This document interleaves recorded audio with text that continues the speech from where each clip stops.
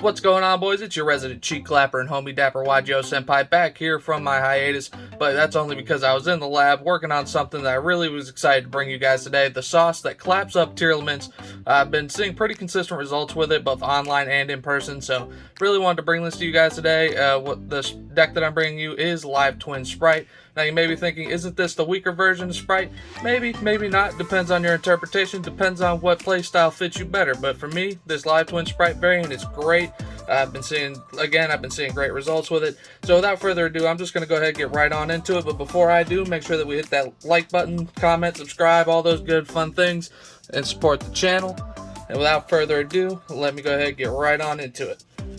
So first, for our Live Twin package, we are playing 3 copies of Live Twin Leela.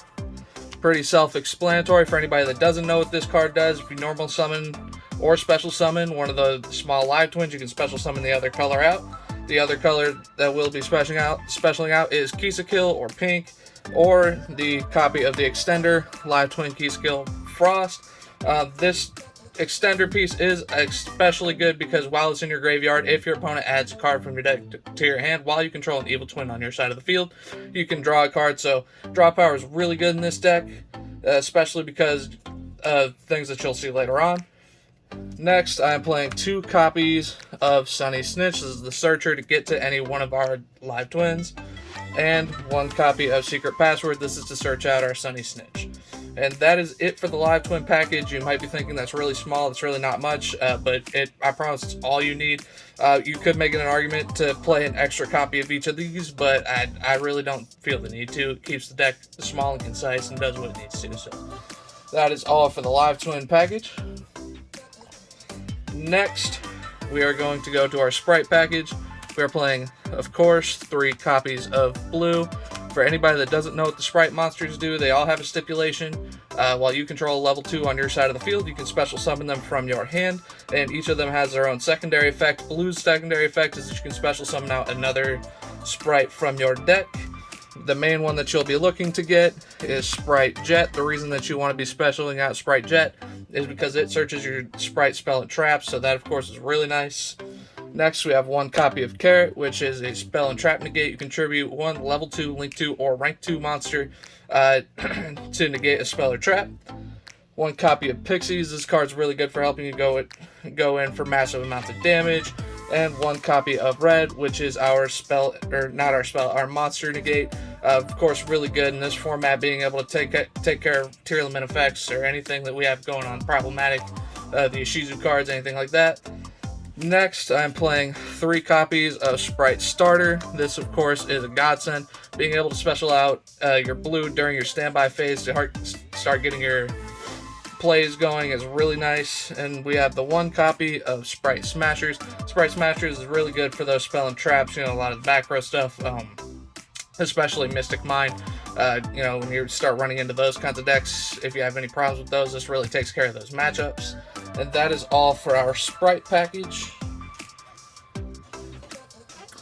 And moving on, we have my tech choices for this deck. 1 copy of Artifact Scythe. Of course, this is really good with the Evil Twin engine because you're able to special back Leela, pop it, and lock your opponent out of the extra deck, so that's really nice. And a spicy tech, you could definitely consider cutting this if you want, running your own techs, but I really like this. 1 copy of Nemesis Flag and 1 copy of Arch Nemesis Escados. So for anybody that doesn't know what Nemesis Flag does, when it is during your main phase while it's on your field, you can search out Arch Nemesis Escados, which of course you can banish 3 different types of monsters from your graveyard to special summon this out, and then you can call a monster type, and nobody can special summon monsters with that type, and all of those same types go to the graveyard on resolution of its effect. So that is, of course, is really nice. I think it's great against Tier right now. Being able to lock them out of the game alongside our Scythe is really good. So I like it. You could make the argument to run the Ebly Lock. The Ebly Lock is really good as well. It's really just up to your preference. And that is all for the tech choices. Now, for the reason that we want to make sure that we're maximizing on draw power, our hand trap section. So we are running 3 copies of Ash Blossom. If you wanted this to be 3 copies of Droll, of course, that is totally fine. I just like being able to hit a variety of decks because you're not always going to run into Tier, so having Ash available is fine. 3 copies of Ghost Bell is of course great right now, especially with our Ishizu cards in the format. Being able to blank those is really nice. Speaking of being able to blank our Tearlaments, we are running 3 copies of DD Crow. DD Crow, really nice being able to banish the Tearlaments so that they don't get their effects and all those good things. 3 copies of Infinite Impermanence. One of the best top decks in the game, being able to run this. Of course, really good, high impact card. Even if you're able to set it and get your opponent's spells and traps negated with it, is also really good. So this is the hand trap line I'm running. You could run more if you wanted to. Again, you could exchange out Ash for something else. I just really like Ash right now. And that's it for the hand traps. For the last section of this build, we are going to go for the staples. So 2 copies of Triple Tax. As much as your opponent likes to play on your turn right now with the Ishizu cards and Tearlaments, and there are other decks that do it too, but that's the big one in the room. This is really good, being able to either draw 2 cards or push something back out of your opponent's hand so that they don't continue to snowball advantage. 2 copies of Cosmic Cyclone, of course, for those back row decks or Mystic Mine, anything like that. Same reason we're running the Smashers. And 1 copy of Call by the Grave to deal with any pesky cards in the graveyard that our opponent may have for us. And that is it for the main deck. 41 card main deck. I found it to be a really good number, really concise, so that's what I'm rolling with. Next, for the extra deck, for the Sprite portion of the extra deck, it's pretty standard, running 2 Elf, being able to revive a level 2 out of the graveyard is nice. Gigantic Sprite, this helps us get to our Nemesis Flag play, being able to special out Nemesis Flag off of Gigantic Sprite, and then search Escados is really good. And our 1 copy, the only reason we're running Zeus, you could make an argument for this being something else. I've considered cutting it for a plethora of other cards, but I think Zeus, because it forces so much interaction, it's just too good to pass up. Again, this could be just about anything else. If you want to run a Sprint or something like that, that's totally good. Now on to the rest of it.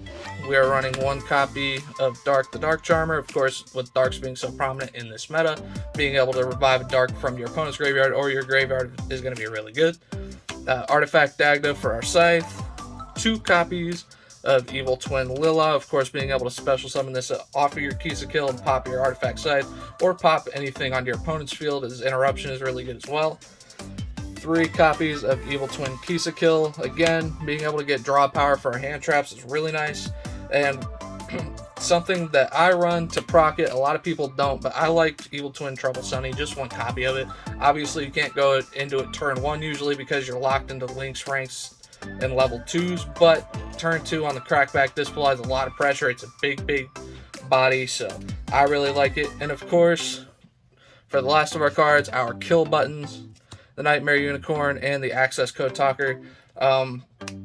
Nightmare Unicorn, being able to bounce a card is really good, and Access Code Talker being a kill button obviously is fantastic. And that is it for the extra deck. Now onto the side deck. I will say that the side deck is a work in progress. I've got a lot of tweaking to do to it. Some cards that I want to maybe exchange out, and I'll go over what those are here in a second. Stuff that I don't want to exchange out, though, I have 1 copy of Harpy's Feather Duster and 1 extra copy of Cosmic Cyclone. Again, if you're running those heavy back row decks, I know Labyrinth is running around right now as well. If you're having a serious problem with Tearlaments, we are running 3 copies of Dimensional Barrier. Dimensional Barrier, of course, fantastic, not only for Tearlaments, but other matchups, NECs, Synchro decks running around, and mostly for anything rogue. This is really for the big dog in the room. Next, we are running 3 copies of Spear Mode.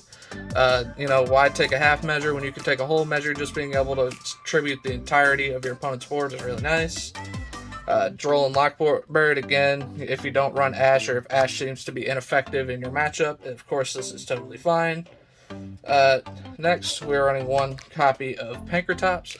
Pankratops, really good, being able to be an extra body on your side of the field, being able to apply pressure and go for game potentially, really nice. And the tech choice, to end all tech choices right now in this meta, 3 copies of Winter Cherries. Winter Cherries, of course, really good in the mirror match, and it can also be really good against Tearlaments, especially if you are running Rokolos or I'm sorry, not Roll Kalos, Kit Kalos in your extra deck instead of that Zeus. So that's obviously an option if you want to run those targets. This is primarily for the mirror. I found that with running Escados, I really don't need the Kit Kalos in my extra deck to run for the Winter Cherry, so this is mostly for the mirror match. Seems to be the thing that I have the biggest problems with, so that's about it. And that is all for the side deck as well. So thank you guys for watching, tuning in, seeing what the sauce is that I brought to... Sorry, hold on. What the sauce is that I brought to this meta. If you have any thoughts about how I could improve the deck, anything that you agree with, disagree with, whatever the case is, by all means, leave it in the comments section down below. Don't forget to subscribe. I know you probably think that you're subscribed, but you're not. You just think you are because I keep getting recommended to you, but that's okay. We all make mistakes. Just go ahead, hit that subscribe button. And until next time, it's your resident cheek clapper, homie dapper, YGO Senpai.